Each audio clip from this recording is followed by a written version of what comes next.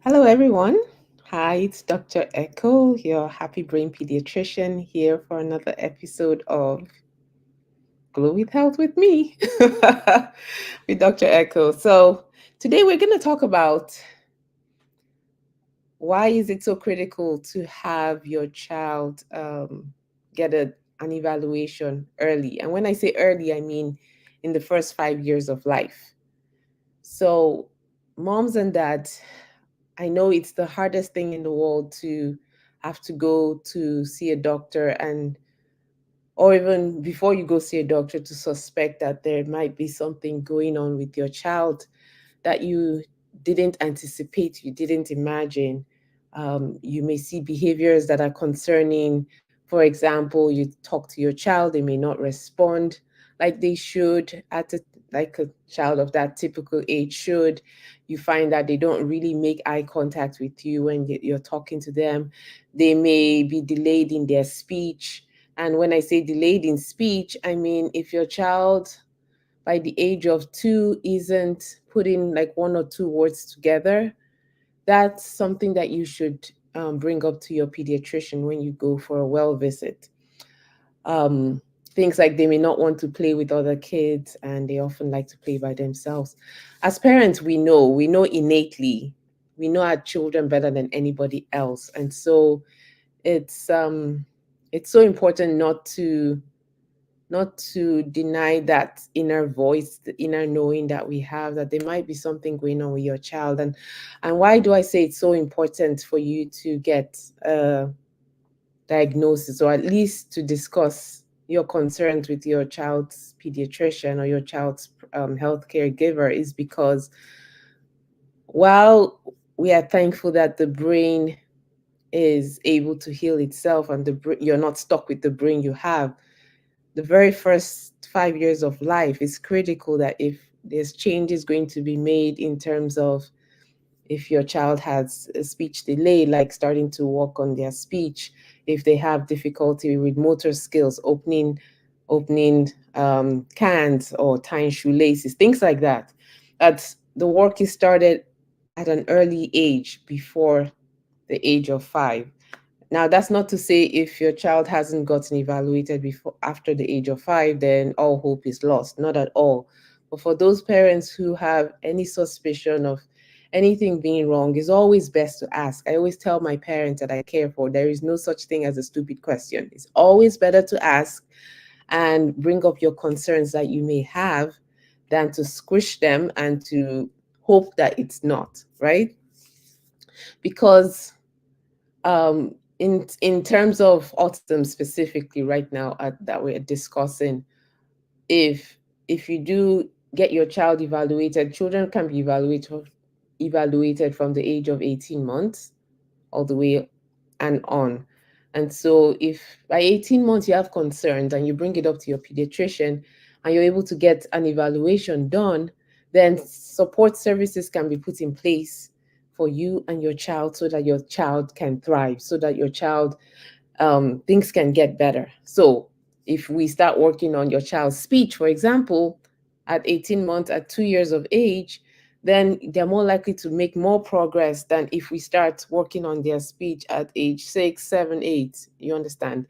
So that's why it's important to ask the questions early. So, and the other thing I like to talk about is ADHD, right? If your child is on in the United States, we often do the evaluation for ADHD at the age of 6. And so is if your child is 4 years old and you're concerned about their behavior, about their hyperactivity, about they're running up and down and they can't seem to settle or focus on one thing at a time, then, and we know that you have to wait till age 6 to get an actual diagnosis, then in that case, it would be important for you to seek out a pediatrician who is like is who so who is in an integrative doctor, which means they're going to look at your child from the inside out, right? They're going to look at all of the things that are affecting your child's behavior, not just the behavior. So for example, what do I mean? So I had a 4-year old daughter, little one, come to see me a few weeks ago, and mom was concerned about ADHD. However, I told mom she's only 4, so we're not going to do a formal ADHD evaluation, right? But because I'm an integrative pediatrician, and with every child I'm evaluating for autism, for ADHD, I do a full evaluation. And what do I mean by full evaluation? I mean, I'm asking questions about pregnancy, when mom was pregnant with the child, and birth process, and what happened when the baby was first born, and was there any trauma that happened to mom when she was pregnant, all the way up to what's the child eating, what are the child's eating habits, how does the child sleep, talking about if the child is constipated or not, talking about the child's bowel, how their tummy functions, questions about family history of any illnesses.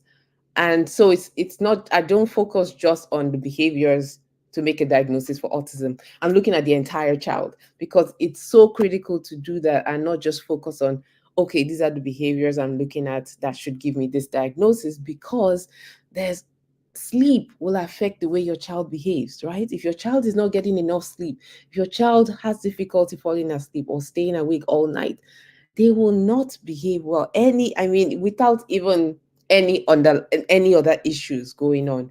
When think about yourself as an adult, when you don't sleep well, you don't function well. And it's the same thing with children. When they don't sleep well, they don't act well. And I'm not saying that sleep causes autism, but I'm saying that it definitely plays a part in the way your child behaves. So it's so critical to address all these other underlying concerns, which is the way I practice as an integrated pediatrician.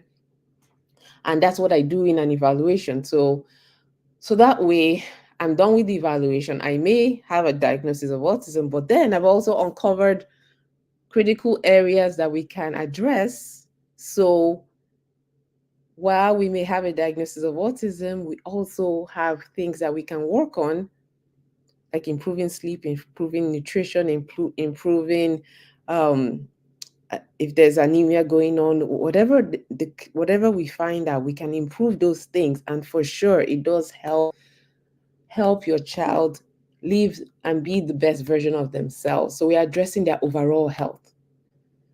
So that's what Glow Pediatrics does. We address the overall health. And so back to this story about the 4-year-old, right? So mom comes in, I see the child, I ask all my questions, I'm observing the child as well, and I make recommendations to mom, and we start working on her sleep. It turns out the child doesn't sleep well at all.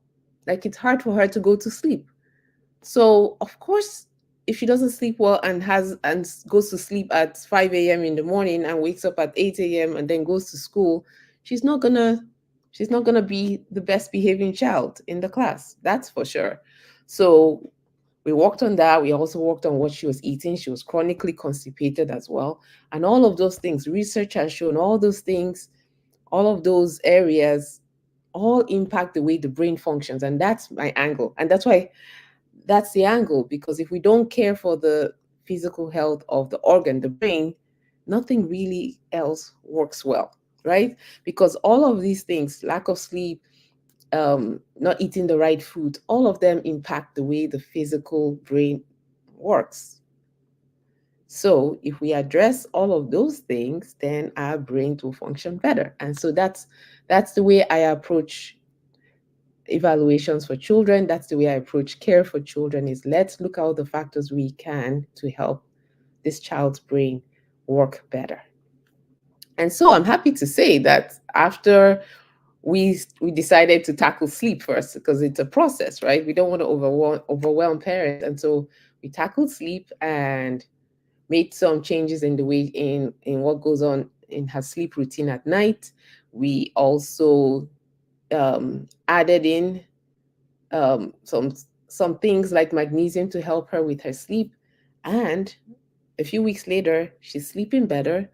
Hyperactivity is contained, or it's improved rather. She's doing much better. And so now we can continue that and then address the next thing that she has on the list, which in her case is constipation. And so I just wanted to just come on here and really encourage parents. There is hope. The diagnosis of autism doesn't mean that's the end for your child. It doesn't at all mean that your child will never improve or your child will never um, be the best version of ourselves. Our job as parents and my job as a pediatrician is to walk beside you in this journey, partner with you so that you and your child, your entire family, can do well, can thrive. And if the earlier we start, the better the outcomes. I have seen this over and over and over. And so I often talk to parents who say, I just didn't want to face that there was an issue. And I'm here to tell you, I hear you. It's hard to hear that about your child who a different you had different thoughts about them, I mean, before they were born. And but just to encourage you that every child has different, and the way I see my job is to help, is to partner with you to find your child's strengths, and so we can boost those strengths, and so your child can be the best version of yourself. I don't dwell on the diagnosis. I dwell on how can we help this child live to be the best version of themselves. And so I want that for your children, and I'm here to help. So if you have any further questions I can answer, I hope this was helpful. If you have any questions, please let me know. If you're watching the replay, hashtag replay. And if you have questions, I'll come back and respond to them. Please, if you're watching this on YouTube, please subscribe to our channel and like it and share it with families. More importantly, please share with families who need to hear this and know that there is hope. And again, as I always say, remember you're the best parent for your child. Thank you for listening. Have an amazing day. And it's Valentine's Day, right? So, again, here's my book, Children's Love Letters, A Pediatrician's Guide to How Your Child Spells Love, written for parents. I'm a mommy myself, and you can find this on Amazon. So, I hope you have an amazing day. I look forward to serving you. I have a group program for parents of children with ADHD and autism, and we're accepting new parents in there, and look forward to serving you and helping you and your family thrive and glow with health from the inside out. Have an amazing day.